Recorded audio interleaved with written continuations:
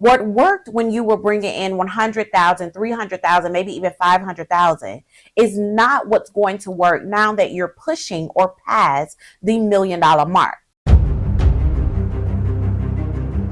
How in the world are you earning 7 figures in revenue, but you still feel broke? Whoa, child. You're wondering that? Well, that's the $1 million question that we're answering today. And the truth is, crossing 7 figures does not mean your money problems magically, poof, disappear. In fact, if you're not careful, those same problems will magnify. They will grow right along with your revenue. And so, yes, you've got new clients. Yes, you've got a team. Yes, you're booked, busy, and branded. But behind the scenes, you're stressed, you're struggling, and you feel broke, even with your 7-figure revenue. Like you're seriously wondering why your bank account and your success, they are not in the same group chat. Well, listen, you're not alone and you're not crazy. Even the smartest, most successful CEOs can fall into the silent financial traps that leave them appearing wealthy for social media, but they're operating in full financial worry. And so in today's episode, I'm exposing 5 $1 million mistakes I've seen 7-figure CEOs make. And many of these $1 million mistakes, listen, they're silently draining your profits and creating cash flow chaos and keeping you in this cycle of hustling with no financial reward. And here's a spoiler alert. One of these mistakes, you might have made it when you filed your business paperwork in the first place. So grab your favorite beverage. I have my Boss Lady tea with my Say Yes to Profit sticker on it. Listen, grab your favorite beverage, okay? Because we're going to break down these $1 million mistakes so that you can stop making them or you don't make them while you're thriving in 7 figures, so that not only do you have that 7-figure revenue, but you multiply your cash flow and you say yes to profits, because that's what it's all about.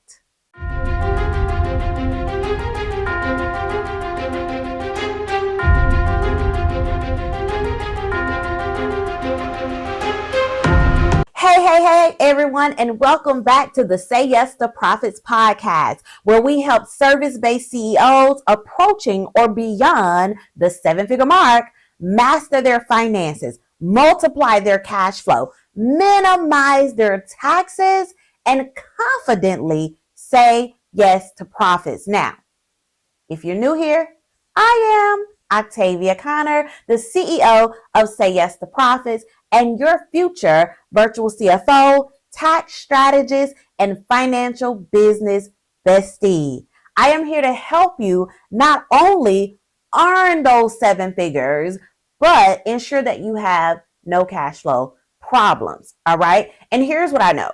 Most CEOs on the brink or beyond the 7-figure mark know that social media posting about their success and their cars and their jewelry and all of that fun doesn't really show the true work needed to build and maintain, okay, a 7-figure business. Like, it sounds good, it looks good, but if you're not careful on your journey, you will make costly mistakes, right? And so let's jump right into the $1 million mistakes you may be making or you want to not make. I'm also going to show you how to avoid them and how to fix them, right? So that's what we're going to talk about today. Now, pause. Do me a favor. Hit the subscribe and share button right now. Share this with your CEO and entrepreneur friends, okay? Please. Thank you. Okay, mistake number 1. I started with this one because this one is like uber important. choosing the wrong business structure. Okay, so let's really talk about something that's probably hurting you the most, right? And that is remaining an LLC when you have crossed the 7-figure mark. Now, listen, I get it. Starting an LLC is the easiest one, right? It's the simplest one, right? However, it may not be the best one to maintain just remaining a single member LLC when you have crossed or you're extremely close to crossing the 7-figure mark. Like if you're earning 7 figures and your net income is about 50,000 plus, you may want to consider being an S corporation. What worked when you were bringing in 100,000, 300,000, maybe even 500,000 is not what's going to work now that you're pushing or past the $1 million mark. All right. And so if you're still operating as a basic single member LLC with no tax election, such as an S Corp, then or you're operating without tax planning, then your tax bill is probably giving you heartburn, right? And Tom's, it's not going to help. Okay. So I'm like literally talking about like that IRS, why didn't anyone tell me this sooner type of heartburn and stress. And so here's the thing I'm going to tell you right now. LLCs are pass-through entities, which that part is great. That basically means that all of your profits pass through to your personal returns, all of your losses as well. However, as just an LLC, you get hit with self-employment taxes and income taxes, right? And so you get to the point where in April or whenever it's time to pay taxes, you're like, why did this happen to me? Well, it happened to you because you have the wrong structure. So let's say you made $500,000 in net profit. Well, as a basic LLC, you could be paying like anywhere between $70,000 and $100,000 or more in taxes than if you had the right structure and the right tax strategy, such as an S corporation, where you become an employee of the company. And so you don't have that self-employment taxes to pay. And as of the date of this video, it's 15.3% plus income taxes on top of that. Like as an S corp, taxes are not levied at the corporate level, right? And so it gives you some more financial breathing room and a legal and ethical way to lower your taxes. Make sense? Yes, yes. Let me know in the comments by putting make sense. Now, if you find yourself saying, well, my accountant didn't say this. Well, let me say this really gently, okay? Your accountant is not your CFO. And so most tax preparers are focused on filing what has already happened, right? A CFO will focus on helping you strategize what should happen so that you keep more of what you're earning. Hence, say yes to profits. And here's a stat that can be quite shocking. 93% of business owners overpay in taxes each and every year. This, you all, is according to the IRS, okay? 93%. So let's just go ahead and ask this question. Are you in that 93%? Well, if you're still a single member LLC making 7 figures or beyond, approaching really, really close to 7 figures, you probably are. And that's not just a paperwork problem. It's a profit problem, okay? Because you can't scale confidently if you're consistently handing over 30 to 40 cents of every dollar to the IRS. Like it's time to stop that, okay? Now, I'm going to stop fussing at you and I want to identify what you must do instead, all right? So listen up really, really closely. Come closely, okay? Number one. Review your business structure with your tax strategist or your virtual CFO. Do the numbers to consider what your results will be if you switch to an S corporation and save on self-employment taxes. And then better yet, in addition to that, Layer that with quarterly tax strategy that legally reduces what you owe, right? So create an annual plan and check on your progress each quarter. Because here's the thing, once you hit the 7-figure level, every financial decision will either increase your wealth or it will leak your wealth. And if you're not in business of leaking your wealth, then do what you need to do. Okay? Mistake number 2, growing too fast without a financial foundation. So listen, scaling is absolutely exciting. It's sexy. It's fun. It makes great Instagram content. You're hiring, you're launching new offers, you're upgrading your tools, your softwares, your office, all that good behind the scenes stuff. And suddenly you are tossing around terms like team retreat, revenue run rate, my COO, right? I love that for you. But let's be real here. Scaling without understanding your numbers, that's not growth. That's chaos with nice pictures and a nice Photoshop and a nice behind the scenes. If you don't know your profit margins, your break-even points, the true cost of delivering your services and products, and then the true cost of onboarding new clients and new team members and software upgrades and all of that stuff, you could be secretly robbing your own business, boo. So let me put it this way. More clients, more team members, more tools, more expenses. Period. If you're not tracking the math behind your growth, you might end up with a business that looks amazing on the outside, but is quietly gasping for financial breathing room. All right? And here's a little reality check, right? Not all growth is profitable. And just because revenue is rising and increasing doesn't mean your bottom line is doing the same thing. I've seen so many 7-figure CEOs with booming businesses and barely their profits. Who I'm talking to? Why? Let me tell you why. Because they're scaling fast. They don't have the fortitude to implement a solid financial foundation, and you cannot build an empire on feel-good vibes and Instagram content. You need structure. You need financial clarity. You need financial controls. You need financial systems. You need financial support. Or you're going to quickly run out and burn out of cash and your mentality, right? So what do you do instead? Okay. First, review your pricing. Are you charging enough to cover all of your actual costs of delivery and generate a profit with each sale? All right. Remember, in order to scale profitably, you need to have a profit margin factored in to your price. And so I need you to, number 2, check your profitability per price.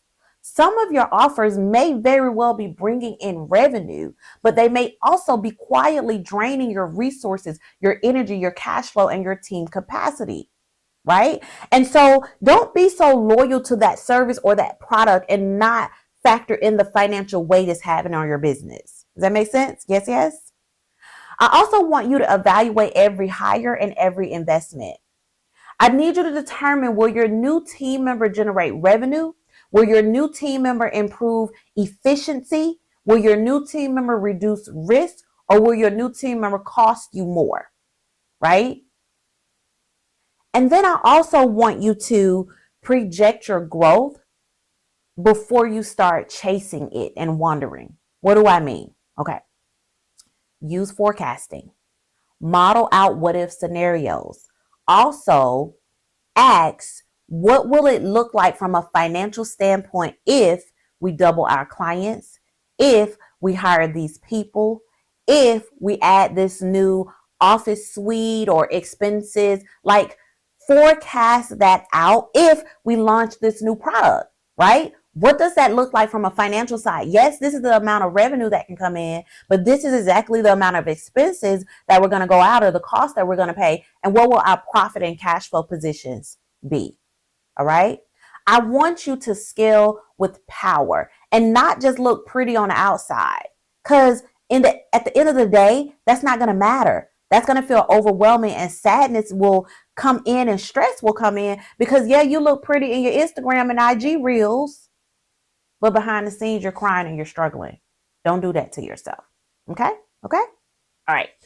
Mistake number 2, not managing cash flow with intentions, right? So here comes a little tough love that I want to give you, tied in a bit of truth and a little bit of say yes to profits, pretty bold, right? You can't keep treating your cash like it is a freestyle playlist. All right. No more. Let's just see what's happening or what's going to happen this month, right? No more. As long as it's in my bank account, I'm good and I can spend it. No, sir. No, ma'am. You're not operating like a true 7-figure business owner, right? I need you to tighten up your control on your cash flow and spend and earn with intentions. What do I mean?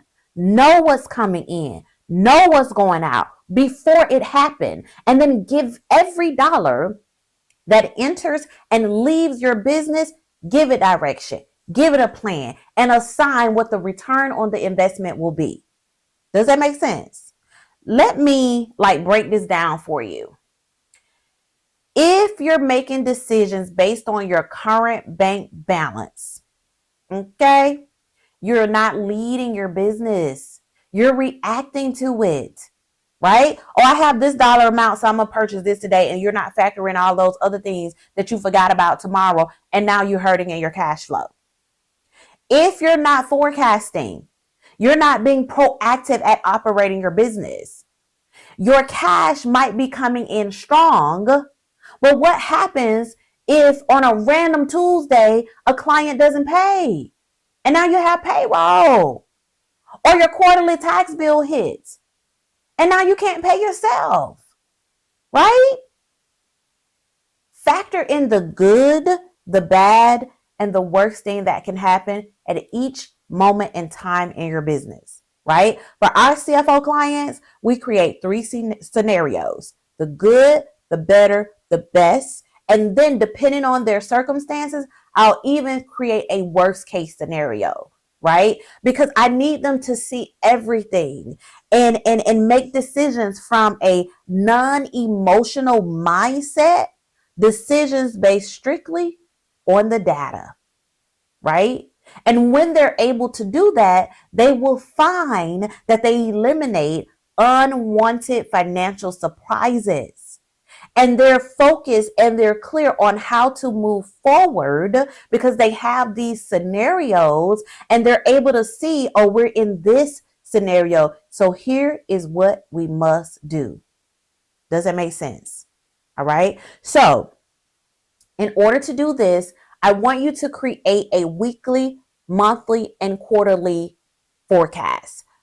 Create a weekly one if you're struggling right now and you really need to get on the right side of your cash flow. Okay. And so I have a plug and play template that you can download. It's the Cash Flow Mastery Toolkit. All you have to do is click the link in the show notes or go to sayyes2profits.com/toolkit. Plug in your numbers. It's going to spit out your profit position, your cash position. So now you're operating proactively instead of reactively, right? Does that make sense? Yes, yes. Put cash flow in the comments if that makes sense. Okay, so mistake number 4, outsourcing without oversight. Whew, let's talk about this. I love a good delegation moment, right? Hire support, invest in experts. That is true boss behavior. But some CEOs, and hopefully this is not you, but if it is, it's your sign to change it. Take delegation honestly too far. They're like, here's the password to my QuickBooks, Octavia. Good riddance, girl. Do what you gonna do. That's not it, right? They hand off their bookkeeping, they hand off their taxes, they hand off their entire financial world without having any type of financial visibility. That's not what we're doing here. I tell my clients when we're onboarding them, listen, I am the type of CFO where it is mandatory that you meet with us every single month at a very minimum. It's mandatory. No questions asked. And my operations assistant, oh, she will hunt you down to make sure you have a meeting with your CFO. Because yes, we can handle everything. We have no problem handling everything. We're a full service accounting firm. We do the bookkeeping, the taxes, the payroll, the accounting, all that good stuff. And we're your virtual CFO, right? On top of that. However, you're not going to hand it to us and take your hands off. No, we're going to meet with you. We're going to discuss the things with you, because here's what I've seen in the past where other companies have done this with their clients, and then something happens and their book's a mess. Their taxes were misfiled, or worse, money was mishandled and no one noticed it because no one was really watching it. And so here's the truth. Outsourcing is powerful when it's partnered with insight, oversight, and foresight. That means you, yes, you, the CEO, must stay financially plugged in, not buried in spreadsheets, not just running a business and not knowing what's going on. You stay financially plugged in. So what must you do to stay financially plugged into your business? Well, number one, review your financial reports with your CFO each and every month. You should never go more than 30 days without understanding the financial story of your business. This includes, at a bare minimum, reviewing your income statement, which is your profit and loss statement, your balance sheet, and your statement of cash flow. And then also ask questions. Demand clarity, period. If you're working with a bookkeeper, if you're working with an accountant, if you're working with a tax pro, if you're working with a CFO and they can't explain what's going on in plain, confident, everyday English, no accounting jargon, it is time for you to change your support partner. You do not need someone who just does the books, but they can't tell you why these numbers don't make sense. Yeah, no, we're not doing that. That's not going to help you operate in financial power. All right. I also want you to evaluate your strategy. Okay. Once your books are clean, I need you to use them. Use your books to make sound financial decisions. Compare your books to your plan and see if you're on track or off track and why. Okay. I firmly believe that delegation is wise, but disconnection when you're delegating is dangerous. Make sense?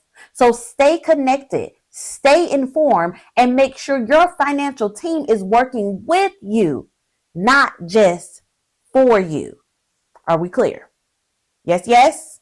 And mistake number 5 is being afraid to look at your numbers. Listen, you may not be where you want to be. You may not see what you want to see, but when you don't see it at all, you are blind to it. And how can you fix what you won't even spend time focusing on? Oh, that's a word there. How can you fix what you will not spend time focusing on? There, a better way to say it, what you focus on, it improves. Right? And so if you're looking at your numbers, whether they look like what you want them to look like, when you're looking at them, you'll be like, I don't like what I see. Let me make this change. But when you're not looking at them, you'll find yourself paying way more in taxes than you should. You'll find yourself not making decisions with the financial data, making decisions from the emotional standpoint. You'll find yourself with money leaks. You'll find yourself leaving money on the table. And so spend time just looking at your numbers. And again, hear me clearly. It is okay if your numbers doesn't look the way you desire and want them to look. It's okay. Fix it. Fix it today. Fix it right now. Even if that means partnering with someone that walks you through the process, not giving it to them and letting it go. Okay? We're not making that mistake. We just talked about that. All right? We're clear? Yes, yes? All right, cool beans. Now we have arrived at the profit check yourself moment. This is the part of the episode where you pause, reflect, and keep it 100% real with yourself. All right. And so I really want you to have a real CEO moment here. And I want you to ask yourself a serious question. The question is, are you building a business that looks rich but feels broke to you? Okay. I'm really talking about here operating with the wrong business structure, growing too fast, making money mistakes, not pricing for profit, and just downright being afraid to look at your numbers, or delegating without oversight, insight, and asking questions and demanding clarity. So again, are you building a business where it looks rich, it looks good, you got all the influence in the world, but behind the scenes, you're stressed out, you're crying, and you don't know if you're truly going to make it the next week, the next month, heck, sometimes even the next day. Profit check yourself moment. Let me know in the comments or DM me. DM me how you feel about that profit check yourself moment, okay? Here's the thing, you all. I know and purposely wanted this episode to be a bit of a financial mirror. But hear me when I say this with nothing but love. This is not about shame. It is about strategy. You're already brilliant, boo. You're already successful. You've built something powerful. You've made it this far. Now it's time to make sure that success is financially sound and sustainable. Why? Because you didn't work this hard. You didn't get this far to feel like you're constantly chasing cash, dodging tax bills, or crossing your fingers, hoping that you make payroll. I'm sure you do, desire to scale strategically. You desire to confidently say yes to profits. You desire to pay the smallest legal amount possible in taxes. You desire to build lasting wealth. But here's the thing. If you're truly ready to do that, you have to stand up and operate like a real CEO. Not just be a boss to call yourself a boss, but operate like a real CEO. Of course, if you need help with that, book a discovery session with us. Join us for our next Say Yes to Profits Masterclass, or slide in my DMs, boo, and just let me know what's going on and how you feel right now and what you're struggling with. Okay? And don't forget to download the Cashflow Mastery Toolkit so that you can start being proactive at operating your business and not reactive. Does that make sense? Yes, yes, yes? All right. Don't forget to please subscribe to our podcast and share this episode with your CEO friends. After sharing this episode, drop me some money bag emojis and let me know that you shared this episode. I hope this has been beneficial to you. You've learned some things that will transform your life. All right. This is Octavia Conner. And until next time, say yes to profits, everyone. Toodles. Thank you for tuning in to another episode of the Say Yes to Profits podcast. Now it is time for you to make money moves. Take action based on what you learn. Now, see you on the next episode. Say Yes to Profits. Toodles.